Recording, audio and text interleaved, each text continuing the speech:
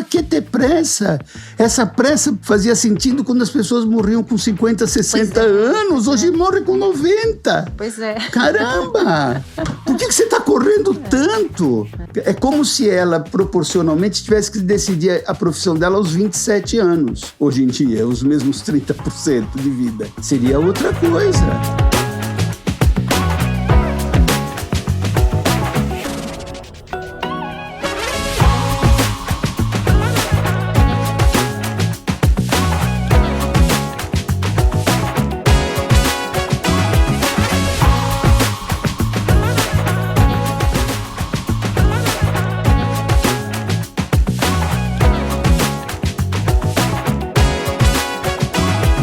Boa tarde, boa noite. Eu não sei em que momento você está tendo contato com esse conteúdo. Você está na JGTV e hoje o nosso papo é sobre comunicação, branding, estratégia. E a gente está aqui com o Luiz Grotera. Muito obrigada por ter vindo, por ter aceitado o convite de bater esse papo aqui com a gente. Como vai, Luiz? Eu que agradeço muito o convite. É sempre bom trocar ideias com gente inteligente, né? Oba! Que bom, idem. Vamos lá, Luiz. Vamos situar o nosso público aqui, que é um público de comunicadores, estrategistas, pessoal de empresa, executivos, enfim. Vamos situar um pouquinho tua carreira, falar um pouquinho sobre você, começo da trajetória, história com branding, como você caiu do marketing para o branding. Eu comecei a trabalhar com 13 anos, numa época que não era proibido. É isso que eu ia falar, numa época que isso era legal. Não era ilegal. O seu pai não ia ser preso por causa disso, né? Meus 2 irmãos mais velhos também tinham começado mais ou menos com essa idade, todo mundo tinha que levar um pouco de dinheiro para casa. E eu tinha um grande sonho quando eu estava nessa fase. Eu queria ser boy interno. Eu não queria ser boy externo, porque eu morria de medo de ir para o centro da cidade. Que era o contínuo, né? O famoso contínuo, a pessoa chamava a pessoa na época. Que ficava lá dentro levando as coisas, trazendo, levando e-mail para cima e para baixo. E-mail não, desculpa, memorando para cima e para baixo, tal. E aí o meu pai falou com alguém da família que me indicou 4 lugares com um bilhete para eu procurar algumas pessoas e eu acabei achando emprego numa delas. E aí, quando eu comecei... De boy interno. De boy interno. Importante. E aí, eu fiquei descobrindo que era uma agência de publicidade que tinha me contratado. Porque esse meu tio era publicitário, eu não tinha a menor ideia. Ele tinha me indicado 4 agências e eu comecei na publicidade.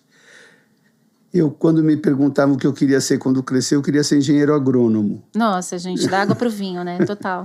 E aí, quando chegou aos 18 anos, eu já era chefe de um departamento, numa agência importante, na época, chamava-se Mauro Salles, Publicidade.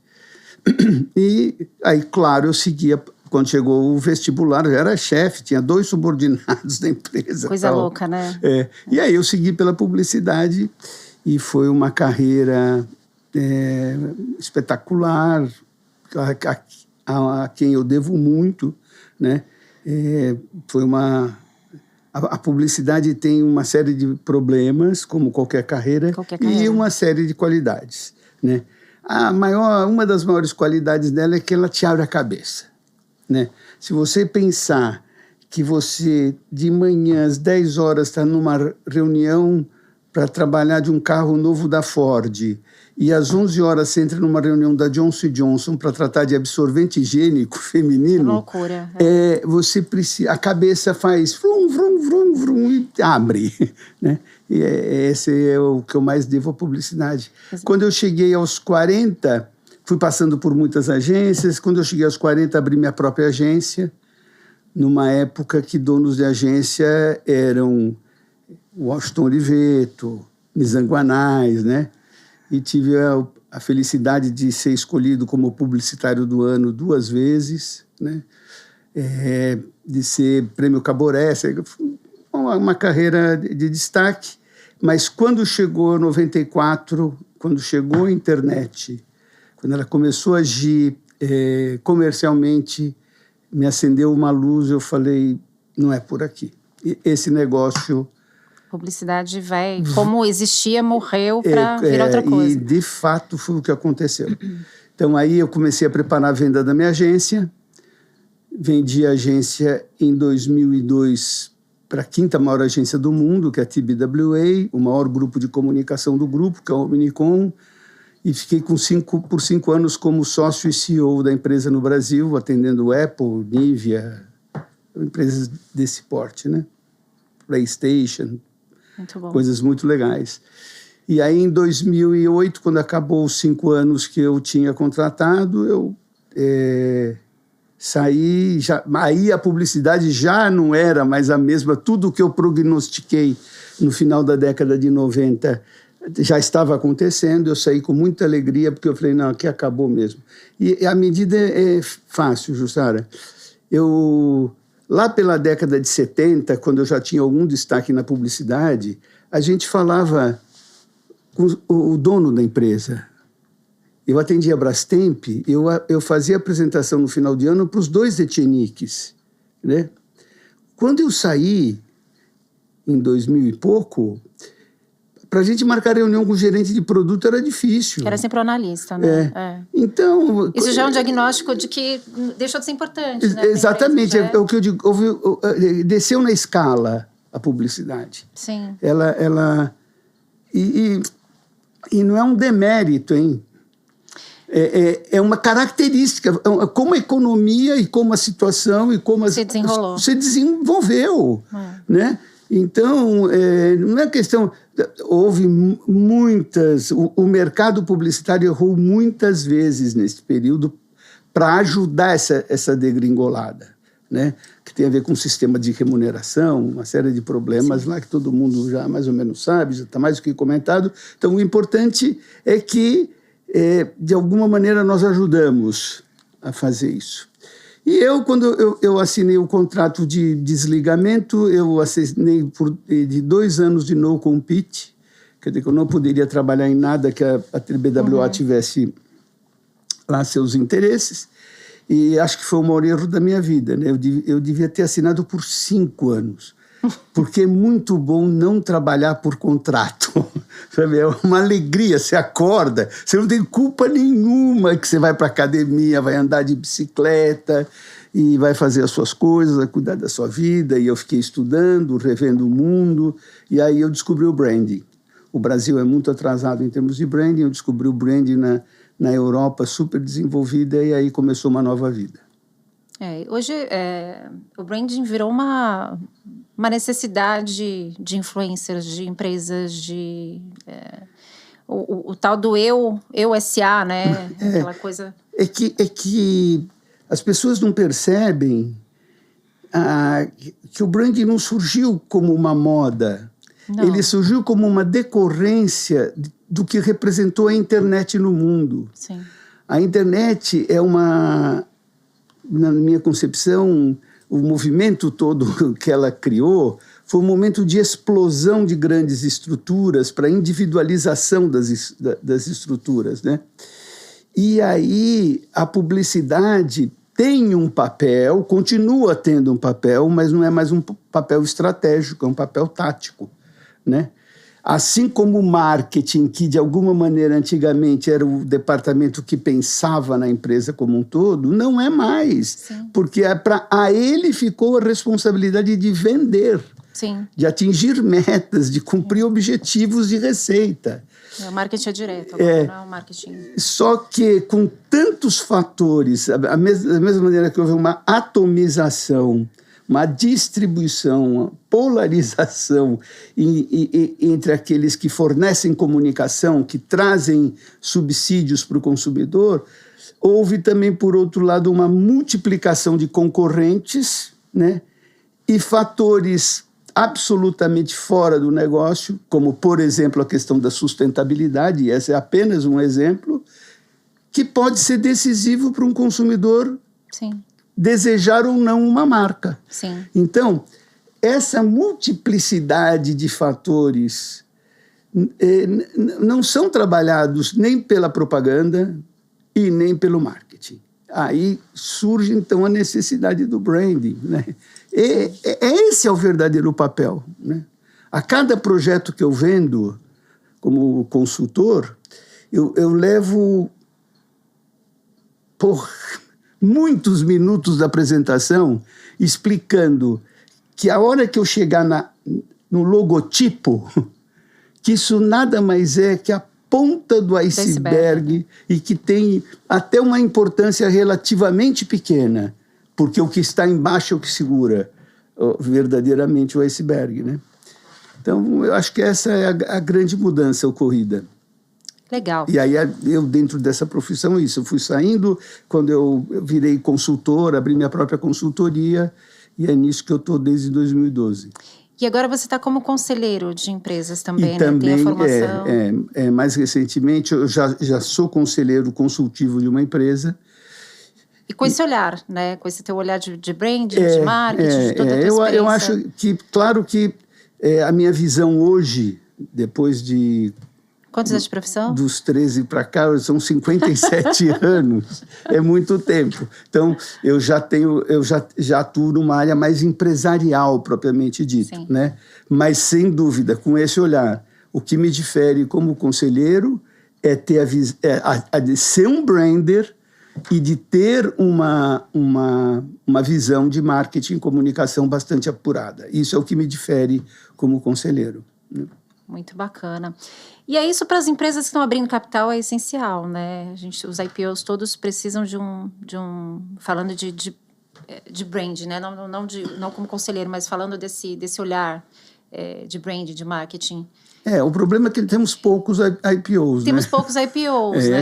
Acho que talvez seja... Mas empresas com investidores de forma geral, né? Com capital aberto. Sim. Você falou dos fatores externos, né? Que vão surgindo, cada vez são mais fatores, né? Dentro do politicamente correto para o consumidor. Né? Exageradamente mais. Não param de surgir novas exigências, né? É isso. Loucura.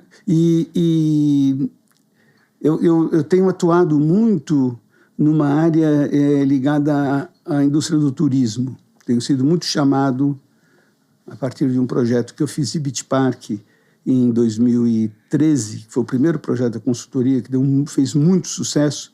O mercado começou recorrentemente a me chamar. E nessa área, sim, está havendo um surgimento de novas empresas e novas marcas pelo interior do Brasil que é impressionante.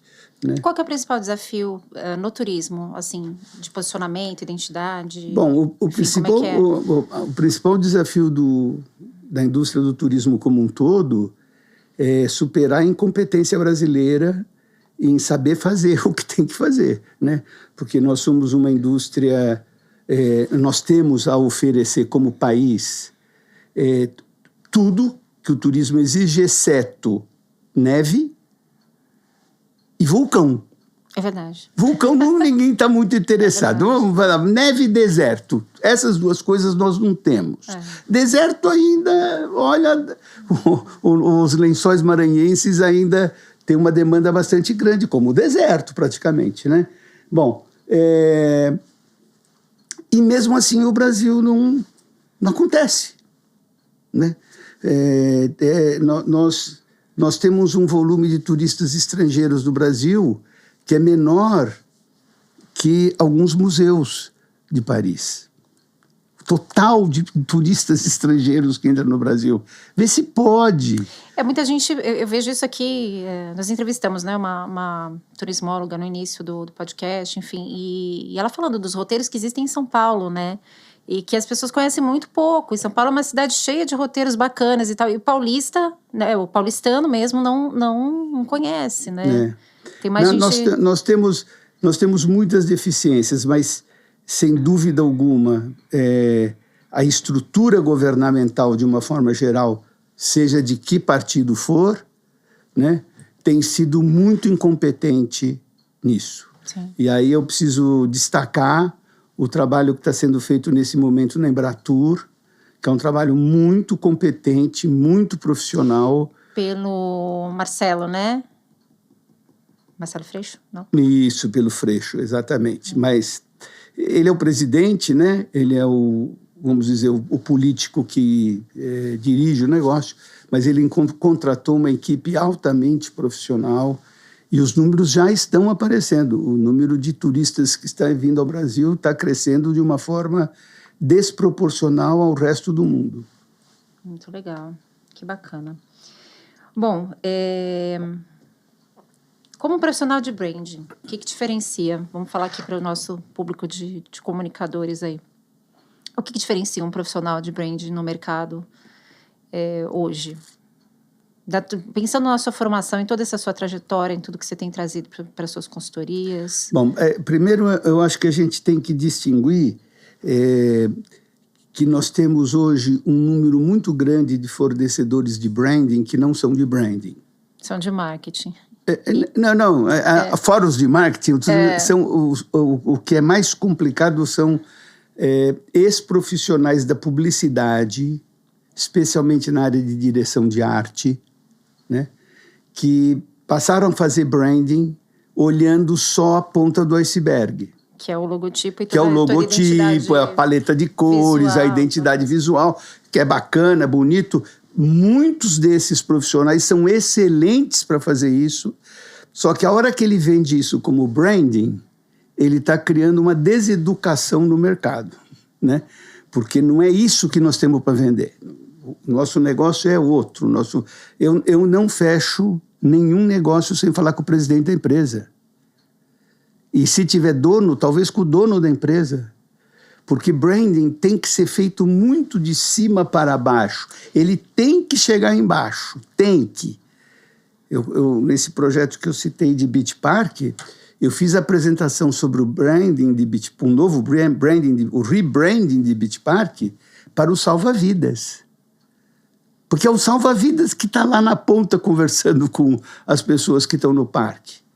É o salva-vidas que tem que chegar para uma criança e falar: você não vai poder ir nesse brinquedo porque a sua altura não passa pode. Desse ponto aqui, ó, né? Que é uma coisa chata de dizer, mas precisa ser dita. Então, esse cara precisa entender a filosofia da marca, o que a marca pensa, como ele deve falar com o consumidor, etc. Então, isso é muito importante. Então, voltando à questão da formação. Depende de qual branding que a pessoa vai acabar vendendo. Se for este branding aqui, que é um branding de direção de arte, ou eu nem arrisco dizer design, porque o design já é o outro branding. Tá. Né? O design é aquilo que a gente faz do ponto de vista visual, mas que tem um efeito profundo. Ele vai lá e fica. Não é uma campanha, né? Eu tive recentemente com um presidente de empresa que me falou assim: há 15 anos a gente troca de agência aqui, a cada agência que chega, a primeira coisa que o cara faz é desenhar um novo logotipo para mim. E eu falo: não, ninguém mexe no meu logotipo, né? Então, você vê que ainda há um amadorismo muito grande no Brasil em termos de branding. E é muito louco, né? Porque eu lembro, assim, eu conheci mais profundamente o seu trabalho com a consultoria que você fez para a Editora Scala. Uhum. E às vezes você precisa resgatar o óbvio que está na empresa, né? E lá na Scala era muito isso. Na maioria das vezes. É muito louco. E o óbvio é a essência do dono, é a essência dos valores praticados ali, né, pela equipe, aquela coisa toda que muitas vezes nem tá no papel, né, é uma coisa que a empresa se apropriou e como cultura e tudo mais, e que você precisa mostrar para ela que aquilo é o caminho, né, como marca, como identidade. Se você mostrar isso e organizar isso para que isso vire uma ferramenta a seu favor, você já mudou a empresa por completo. Eu lembro do slogan criado lá para a Scala: eu amo revista, que era exatamente aquilo. Todo mundo que estava ali por amor ao veículo revista, que era o que a Scala jogava, né, de bilhões de publicações no mercado todo ano, né? Então, a gente estava ali pelo amor ao produto. E o próprio Ercílio Lorenzi, que era o dono da empresa, fazia questão de ter esse impacto com aquele monte de publicação, né? E era basicamente aquilo. E foi uma campanha tão, assim, do meu ponto de vista, bem sucedida. Durou um bom tempo, né, na Scala. Eu não sei como tá agora, faz um tempo que eu saí. Mas foi impactante e era o óbvio. Era essencial aquilo, né? E quando você diz assim, durou um bom tempo, um projeto de branding, ele precisa durar de 5 a 8 anos. Foi por isso. Né? Não pode ser menos que isso, porque senão volta... É publicidade, não é mais branding. Né? E você, para mudar o Eu Amo Revista, você tem que ter um motivo muito forte. Não, né? Às vezes mudar a cultura. Eu acredito que deva ter mudado porque o veículo revista não... Bom, no caso do exemplo, ele destruiu-se. Né? Morreu com o mercado. Né? Mas o branding também não é uma coisa pétrea, né, Luiz? É uma questão que vai se modificando com a cultura da empresa, com toda essa essência. Né, que com toda a realidade social. Com toda a realidade do mercado. Né? Com tudo que está sendo mexido ao lado, né? Bacana. Bom, aí a gente pode falar falamos do profissional, como que ele tem que ser, enfim. Tipos de profissional. Essa coisa sobre o profissional, acho que eu pulei para o outro lado, mas é fundamental que essa pessoa tenha uma visão de negócios muito, muito aberta, muito ampla, né? Tenha experiência em diferentes espaços e possibilidades dos negócios e, principalmente, que tenha uma cabeça muito aberta, porque não é fácil chegar na frente de um empresário bem-sucedido, na maioria das vezes, um pouco mais, um pouco menos, mas é bem-sucedido, e falar assim, você tem que mudar seu negócio. Né? É uma situação difícil. Tem que ter um poder argumentativo, mas também antenado com o mercado, né? Uma visão baseada em números. Total, projeções. A minha consultoria, eu criei um nome para me distinguir dos fazedores de logotipo como branding como modelo de gestão. Sim. Né? O meu papel é ensinar o presidente da empresa, o primeiro executivo ou o dono, as filosofias do branding para ele gerenciar o negócio dele a partir disso. Desse olhar. Né? Eu tenho um exemplo, não sei se toma muito tempo. Não, fica à vontade, pode falar.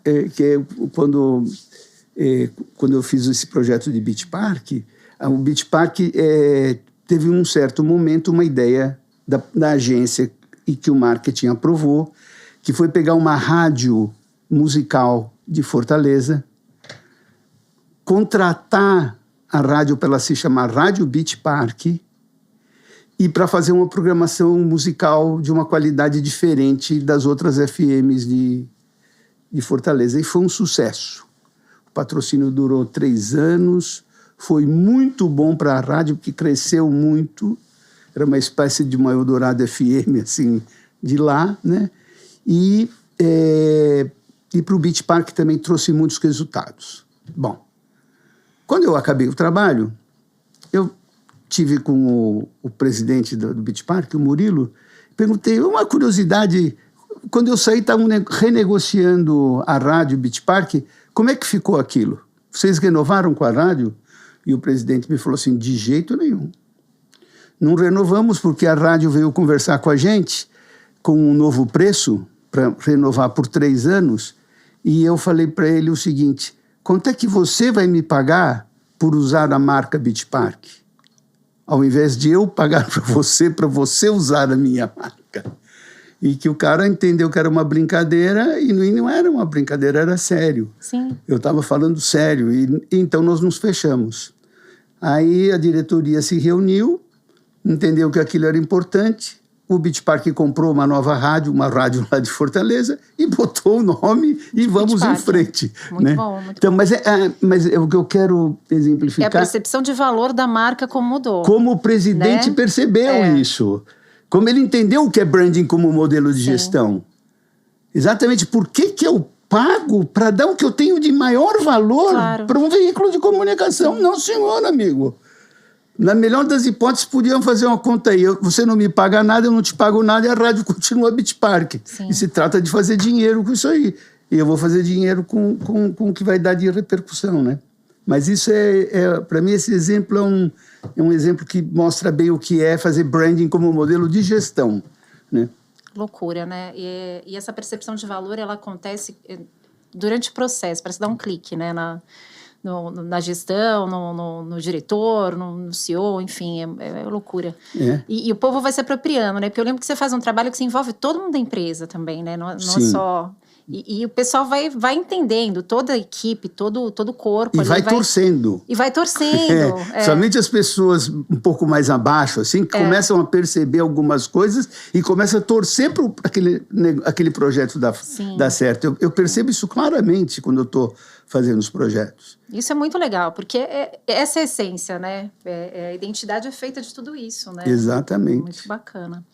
Mas eu sei que não é a tua praia, não é muito a sua praia, você atua mais com empresas, faz uma consultoria diferenciada, mas hoje, assim, o que eu falei no comecinho, né, do programa, a questão do Você S.A., para citar o nome da revista, eu S.A., enfim, essas marcas partindo de profissionais que hoje estão se posicionando. Hoje a gente fala aqui muito sobre carreira fluida, sobre a necessidade do profissional ter uma marca, ser uma marca antes de ter um posicionamento numa empresa, né? E também poder atuar como consultor, e isso acontece muito, múltiplos vínculos. Os profissionais hoje, eles são pessoa física, são pessoa jurídica, uma confusão danada, né? Uma confusão boa no mercado. Como que fica isso, assim? O profissional, a pessoa se posicionando de uma forma correta, com uma identidade. Como é que fica esse branding pessoal, do influencer, desse profissional que precisa se posicionar no mercado? Como é que é isso? Olha, a atividade de personal branding, ela é similar a fazer branding de uma marca normal, se você parar para pensar, né? Mas ela pode ser feita tranquilamente pelo próprio indivíduo, se ele tiver o mínimo de compreensão do que significam as ferramentas que estão à disposição dele para se vender, né? Que basicamente são as redes sociais. Sim. Né? As redes sociais, os blogs, os podcasts, ele tem esse campo. Então, a primeira coisa que ele tem que fazer, a função mais fundamental, ele autodefinir o que ele é. É o que ele é e o que ele quer ser. Que é o mais difícil hoje, né? Com tantas opções e com esse modelo de carreira fluida e as pessoas um pouco perdidas ainda, saindo Total. De um modelo de carreira linear e passando para esse... Eu tenho um filho temporão que tem 16 anos, fez 16 anos ontem. É a idade da minha filha. Minha filha está com 15. E essa fase terrível de ter que escolher a profissão. Sim. Né? Então eu te digo o seguinte, o meu avô deve ter tido 100 profissões para escolher. O meu pai, 1000. Eu... 1.500. 100 mil. O meu filho tem milhões.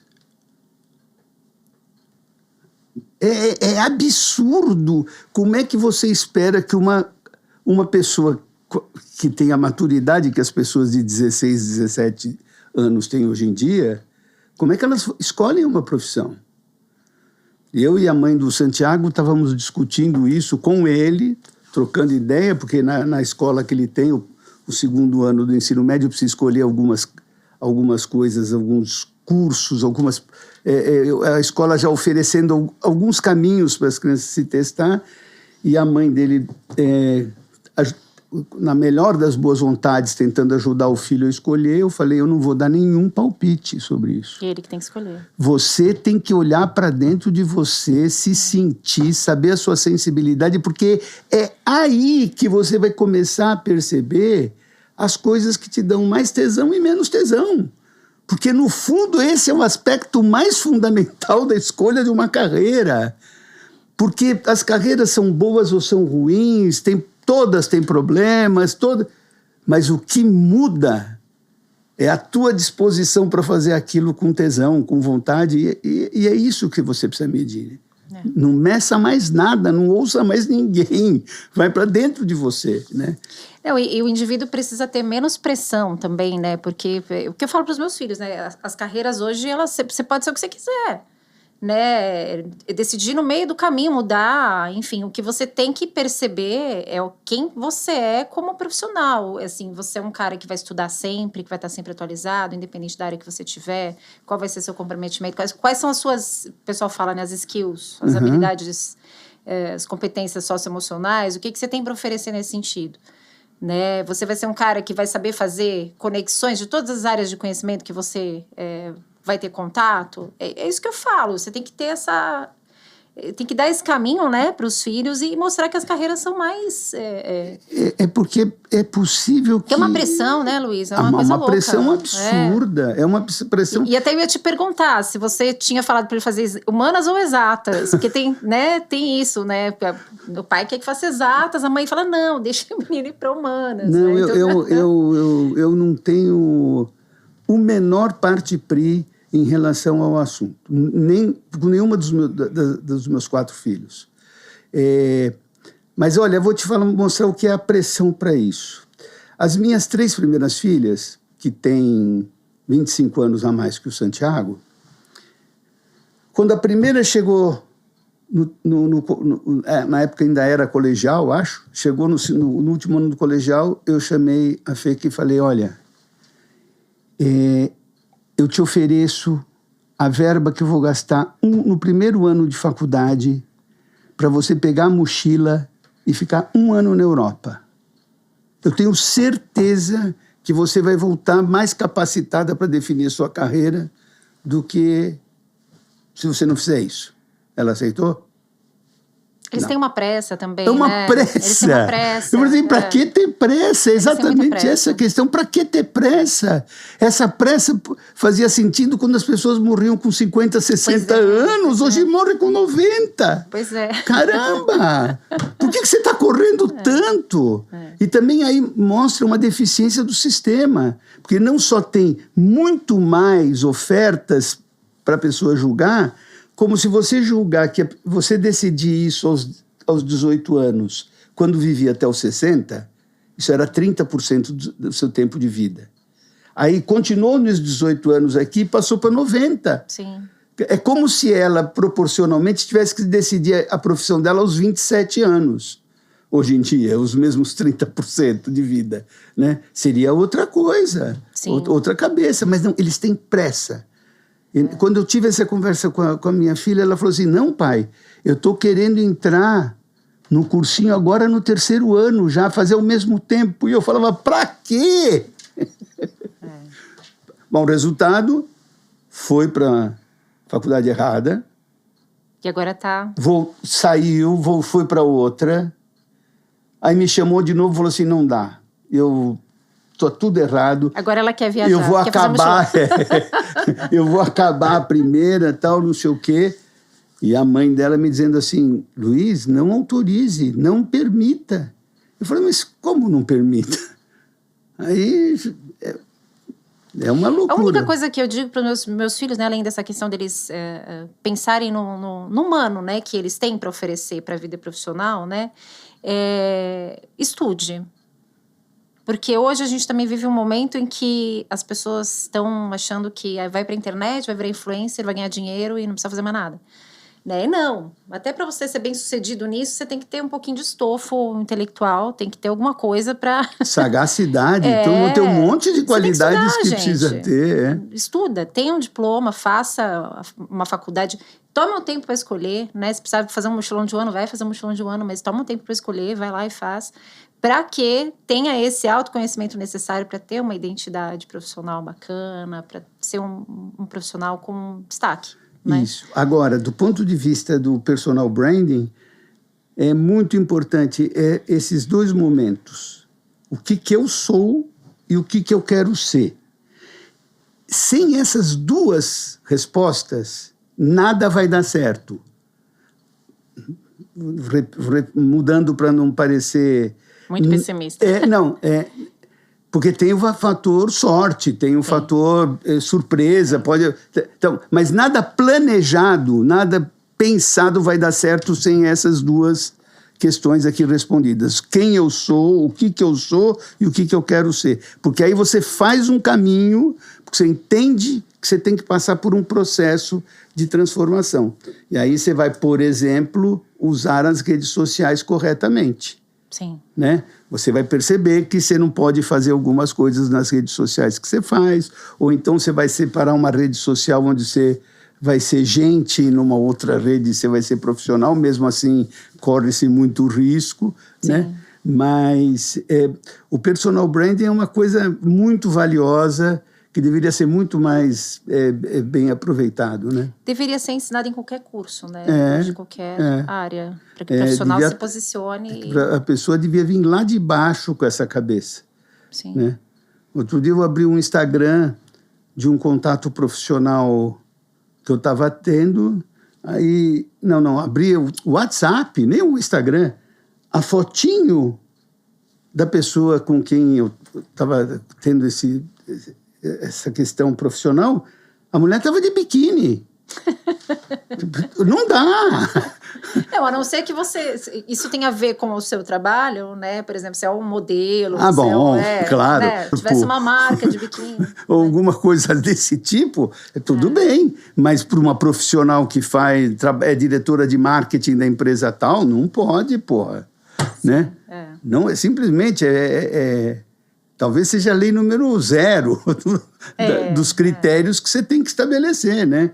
Como eu vou me posicionar, como eu vou me mostrar. E hoje o mercado fuça todas as redes sociais, né? Para saber quem é esse profissional, de onde ele veio, enfim.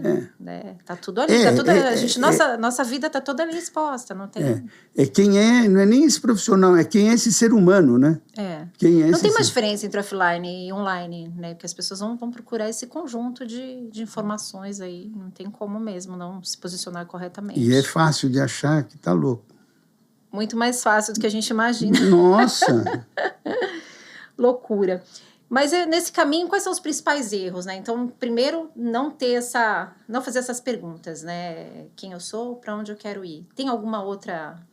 Não, os erros cometidos no meio do caminho. Eu admito que é possível uma pessoa, só pela sua intuição e pelo seu jeito de ser, seguir em frente e conseguir se dar bem, achando um caminho, né? Como influencer, como comunicador, como seja lá como for. Mas isso é exceção. Então, não pode confiar só na intuição. Tem que ter um mínimo de planejamento, de ideia, de proposta, de propósito, né? Tem que ter, porque senão não faz sentido. Sim. É isso mesmo. E assim, dentro dos projetos que você citou aí várias vezes o Beach Park, né? Mas de toda essa comunicação estratégica que você foi criando para as empresas, vamos falar de empresas de novo, vamos sair do personal brand.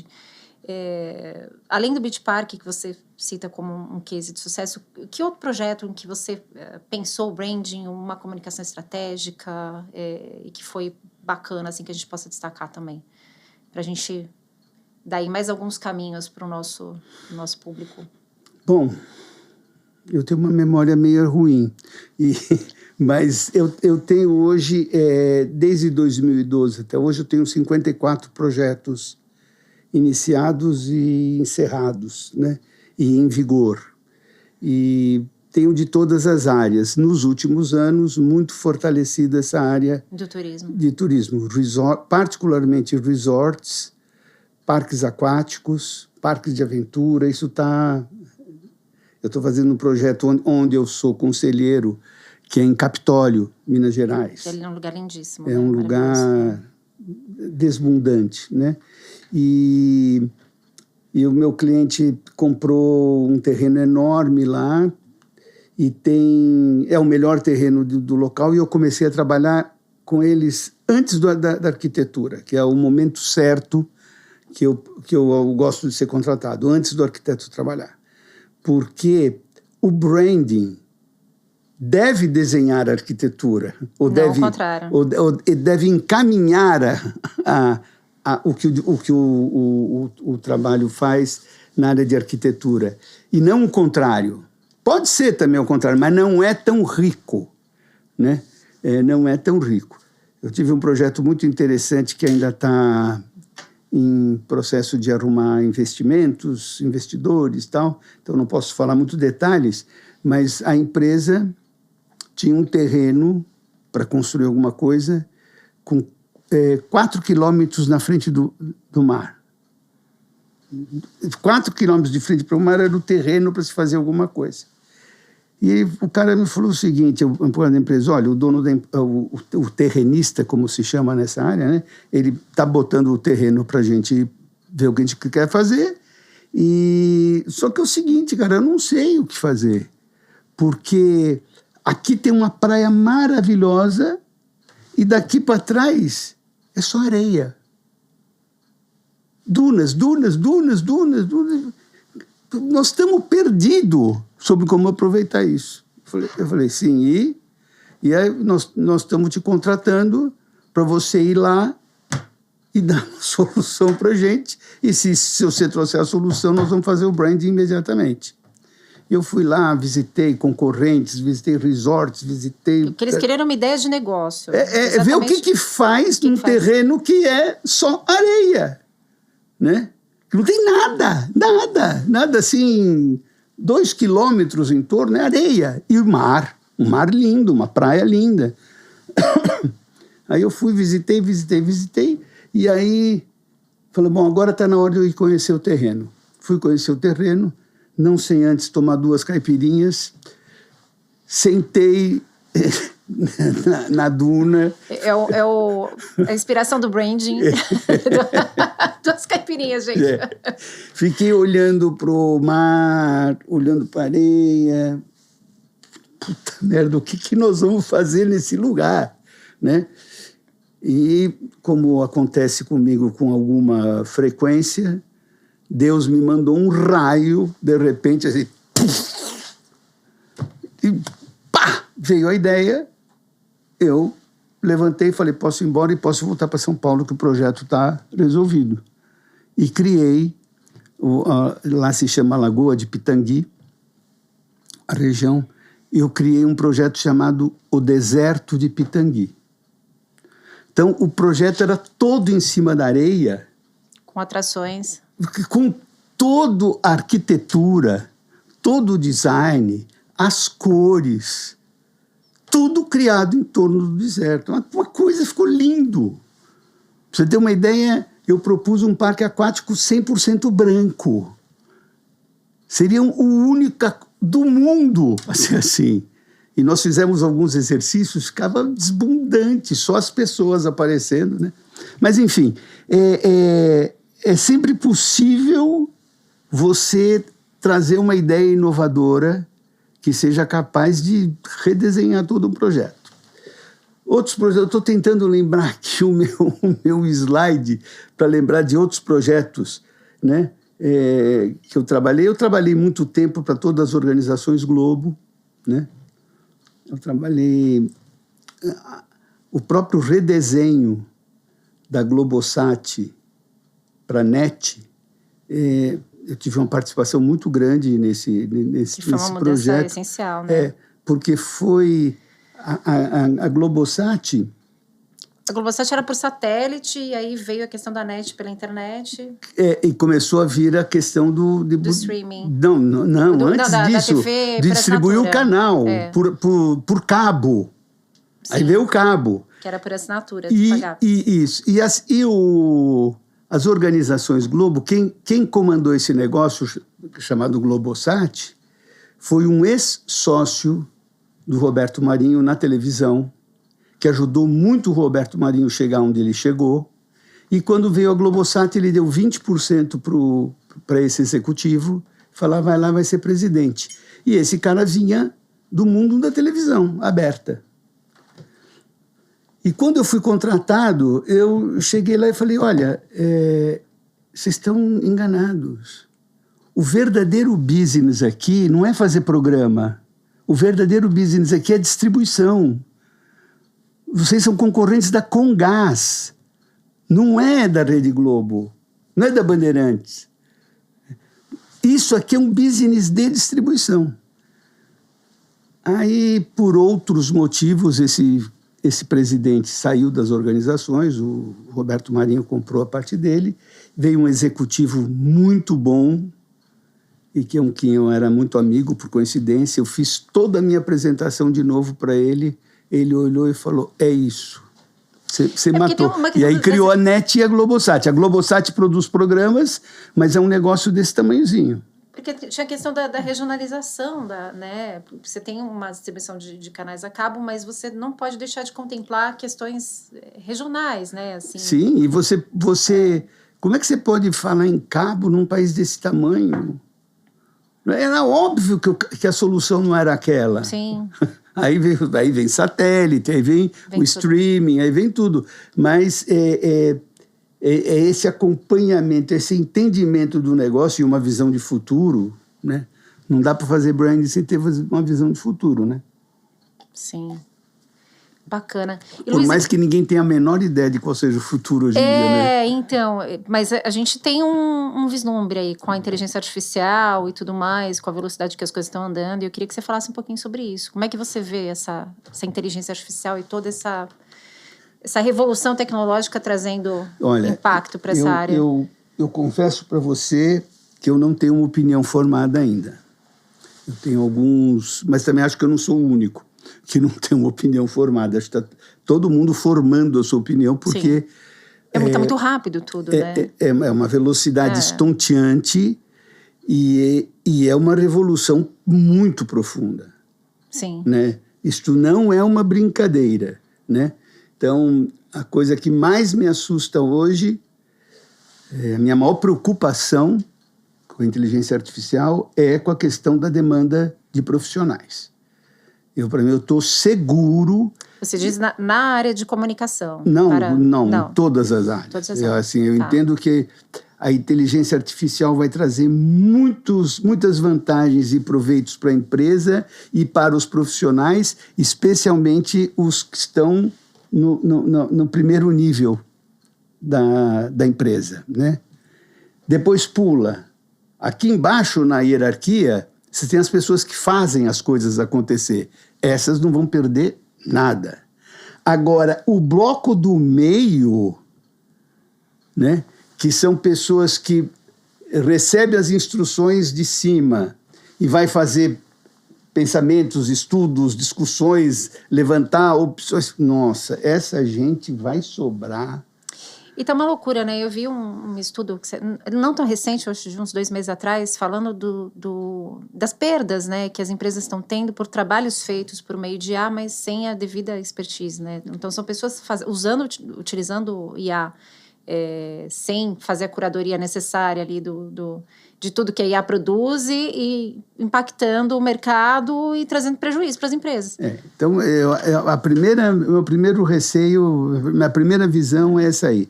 Minha segunda visão é o seguinte, do ponto de vista econômico mesmo, sobre o segmento, né? Esse segmento vai ter problemas econômicos fortíssimos. Está na cara que não tem como se buscar receita para pagar tudo que está se investindo. Você diz na IA ou... Na IA. Na IA, tá. Tudo que foi colocado de dinheiro até agora como investimento na IA exigiria, nos próximos 10 anos, um volume de retorno comercial que poucos vão ter. Muito poucos. Então, prepare-se, porque vai ter muita quebradeira nessa área. Não tem jeito, né? A terceira questão dos meus pontos de vista ainda em formação sobre IA é o meu uso profissional dela, né? Para mim, ela tem sido uma revolução, né? Eu, cada vez que eu sento para fazer um projeto hoje em dia e comparo com o que eu fazia 5 anos atrás, bom, eu contratava mais gente, esse bloco aqui do meio já foi desaparecendo, e o meu projeto não tinha a mesma qualidade que tem hoje com a IA. Com a devida ressalva que, assim, são anos de profissão para você fazer a devida curadoria de tudo que você produz com a ajuda da IA. Sem né? dúvida. Não. E esse é um ganho que profissionais da geração X, enfim... Acho que nós estamos na mesma geração. Eu acho que é um ganho que a gente tem por ter passado por tudo isso, vivido todas as revoluções tecnológicas e chegado até aqui. Mas eu penso que o profissional que está chegando agora para o mercado, a partir de agora, que assim, já está estudando com IA, ele não tem essa capacidade que a gente tem. né? Não querendo, enfim... Não é uma questão de etarismo, é uma questão de que é um processo de aprendizado, e também porque é jovem demais essa gente. Não tem essa... né, malícia, vamos dizer assim, de chegar num dado e falar, isso aqui não cheira bem. Eu fiz uma assinatura do GPT, que foi como eu comecei, e dividi com meu filho de 14 anos, que está no ensino médio, né? E eu estava muito no início de trabalhar com a inteligência artificial, então também não estava entendendo muito ainda, mas um dia eu entrei no meu site lá, e vi que as perguntas anteriores que ele estava considerando lá no dos meus prompts, né? Tinha uma que era assim, como eu faço para estudar geometria? Ao de baixo era, qual o curso de informática devo sugerir para minha avó? Então, eu falei, puta merda, isso aqui está errado, essa inteligência artificial não vai nunca saber quem eu sou. Com essa mistura de temas aqui, aí entro eu com um projeto profissional e tal. Então eu peguei e escrevi para a inteligência artificial, falei assim, porque eu cumprimento ela, quando eu faço... Diz que é de bom tom, porque a gente não sabe no futuro como é que elas vão devolver tudo isso, né? Verdade. Eu, quando faço uma boa apresentação que ele me ajudou, eu falo para ele, olha, a apresentação foi ótima, muito obrigado e tal. Então, mas aí eu escrevi e falei, olha, eu estou achando aqui que a maneira como está organizada o meu uso do ChatGPT não está boa. Por causa disso. Meu filho é um menino de 14 anos, está fazendo ensino médio, eu sou um profissional, cuido dessa área, tá. Aí ele me respondeu assim, olha, você está me poupando muitas semanas de trabalho. Ele te respondeu? Ele falou assim, eu ia chegar nisso. Mais cedo ou mais tarde eu ia chegar nisso. Mas você está me avisando logo de cara, então eu recomendo o seguinte, que você proponha, cada vez que você começa a escrever, você escreve modo Luiz, e o seu filho escreve modo Santiago, e isso vai me ajudar um montão aqui. Sim. Falei, tá feito. Falei, puta, agora é só fazer o Santiago, tem que ir lá, dar umas porradas dele para cumprir o combinado. Seguir o prompt direitinho. Exatamente. Cheguei para o Santiago, falei, Santi, olha, entenda bem, o negócio funciona assim, assim, assado. A minha ideia é que esse cara precisa entender quem você é. Eu já falei que você é um estudante, que você precisa... o tipo de texto que ele tem que fazer para você, o tipo de texto que ele tem que fazer para mim, mas você precisa cumprir uma função. Fez isso. Isso foi num dia, 3h da tarde. No outro dia, às 5 da tarde, meu filho me liga, estava na casa da mãe, e fala assim, pai, eu estou impressionado o que melhorou o desempenho. As informações que a IA está me passando para a escola. Você tinha toda a razão. Então, tem muita coisa para aprender. Tem. E assim, eles estão aderindo, né, à tecnologia sem saber exatamente como ela funciona, né, de onde vem, o que tem de viés por trás, o que não tem. Então, tem umas questões assim que a gente precisa sentar e conversar mesmo, né, e trazer reportagem. Eu faço isso com os meus filhos, eu trago reportagem, enfim, mostro, olha como é que funciona, o risco, qual a vantagem, enfim. Fazer análise com a IA é coisa de débil mental, mas tem gente fazendo. Tem gente fazendo. Loucura. Coaching, análise, tudo, né? Doideira. Luiz, o que o profissional de hoje diria para o profissional de 50 anos atrás? Olha, eu adoro essa pergunta. O de 13 anos. O pai interno. Eu adoro essa pergunta porque ela é uma pergunta relativamente recorrente para as pessoas que alcançaram algum sucesso, né? E eu vejo que as pessoas quase sempre respondem uma coisa meio parecida. Que é assim, poxa, eu teria feito tantas coisas diferentes, eu teria arrumado muito menos confusão, eu teria arrumado muito menos atrito, eu teria sido mais objetivo nisso e naquilo. Coisas que nós, mais maduros, aprendemos a fazer, seja na boa, seja na porrada, mas a gente aprende a fazer, né? E então era isso que eu falaria para mim também. o tanto passado o tempo. Mas a pergunta que eu prefiro responder é ao contrário. O que aquele cara de 20 anos estaria falando de mim hoje como profissional? Porque aquele cara, ele era muito mais autêntico, muito mais sincero com a vida, muito mais honesto, não tinha um monte de maus aprendizados que a vida nos traz. Eu sou daqueles que acredita na pureza das pessoas desde quando nascem. E por isso que eu digo que a criança é uma pessoa muito melhor do que eu sou. Eu não tenho dúvida disso, né? E acredito que eu era muito melhor do que eu sou. Quando a gente fala das qualidades do amadurecimento, e são muitas, eu sou muito feliz com a idade que eu tenho, com a vida que eu levo, mas eu não tenho dúvida nenhuma que o que torna a vida muito mais fácil de ser vivida depois de tantos anos não é porque eu melhorei diante da vida, mas é porque eu exijo menos dela, eu espero menos dela. Isso profissionalmente também. Também, para tudo. A gente vai de alguma maneira, o amadurecimento é uma acomodação à realidade. Isso não quer dizer que isso seja melhor do que aquele jovem de 20, 18, 25 anos que se debatia contra as estruturas e querendo fazer o melhor, etc., e eventualmente arrumando problemas, criando antipatias pelo seu jeito e tal. Eu não acredito que isto aqui seja muito melhor que aquilo. Naquele passado, há coisas muito positivas que hoje eu não brigo mais, né? Eu aceito. E essa aceitação não é obrigatoriamente uma qualidade, é uma melhoria, né? É muito bom ser jovem, é muito bom ser velho, está tudo bem, mas é importante lembrar o seguinte: eu sou o que sou hoje por causa daquele porra louca lá de 18 anos, de 20 anos.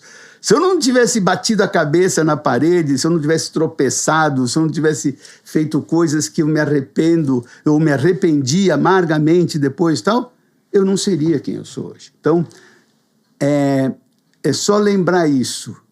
Há uma dependência para ambos os lados aí, quando a gente olha para o passado, né? Quer dizer, nunca subestimar o momento que você está vivendo ali para o impacto no seu futuro, né?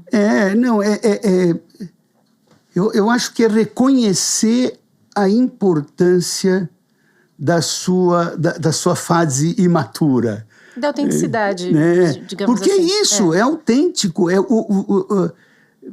Os objetivos eram muito mais reais, muito mais a minha dedicação para alcançar, a minha oferta para fazer coisas novas, invadir áreas livres do mundo, da vida, era muito maior, né?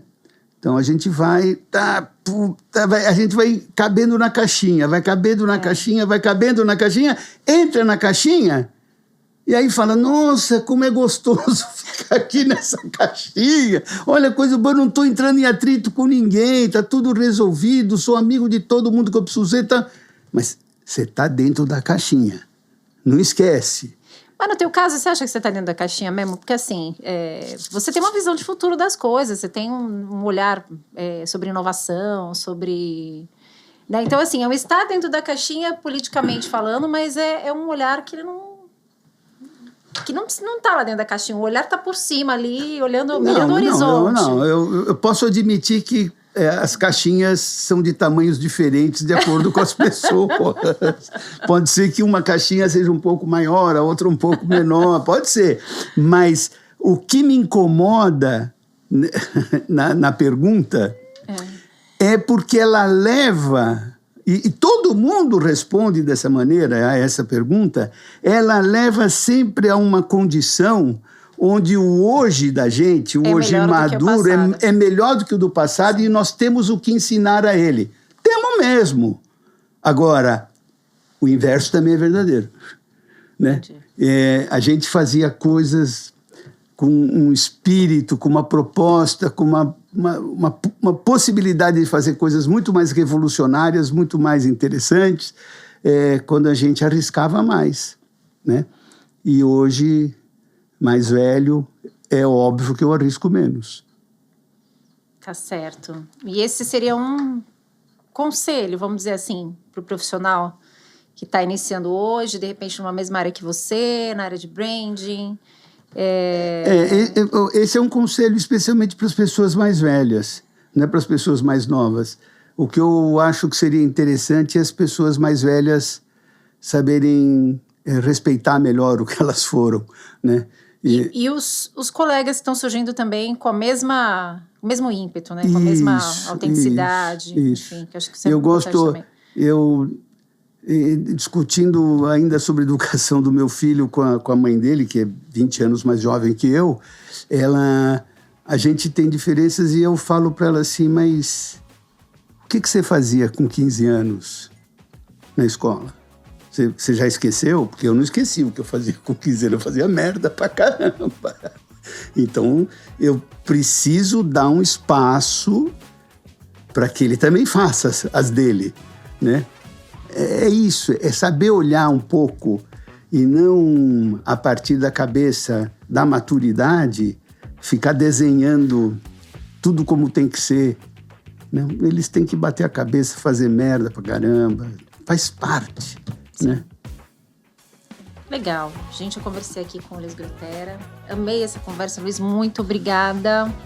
Eu que agradeço. Espero te ver outras vezes aqui no canal discutindo outros assuntos ligados à comunicação e branding. Foi ótimo. Bacana, adorei. Muito bom.